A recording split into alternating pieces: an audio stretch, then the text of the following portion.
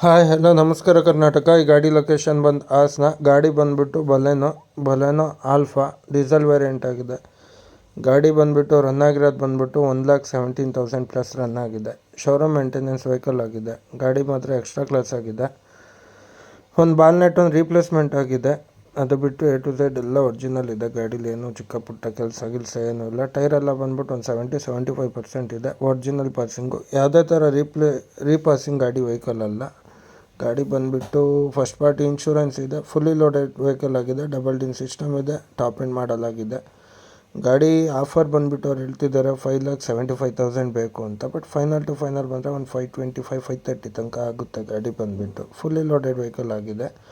ನಿಮ್ಮದು ಇದೇ ಥರ ಯಾವ್ದಾದ್ರು ಗಾಡಿ ಇತ್ತು, ಸೇಲ್ ಮಾಡಬೇಕು ಅನ್ನೋದಿತ್ತು ಅಂದರೆ ದಯವಿಟ್ಟು ಕೆಳಗಿರುವ ನಂಬರ್ಗೆ ಕರೆ ಮಾಡಿ, ಇಲ್ಲ ಇದೇ ಅಕೌಂಟ್ಗೆ DM ಮಾಡಿ ಅಂತ ಹೇಳ್ತಾ, ಆದಷ್ಟು ಅತಿ ಹೆಚ್ಚಿನ ಸಂಖ್ಯೆಯಲ್ಲಿ ಶೇರ್ ಮಾಡ್ತೀರಿ.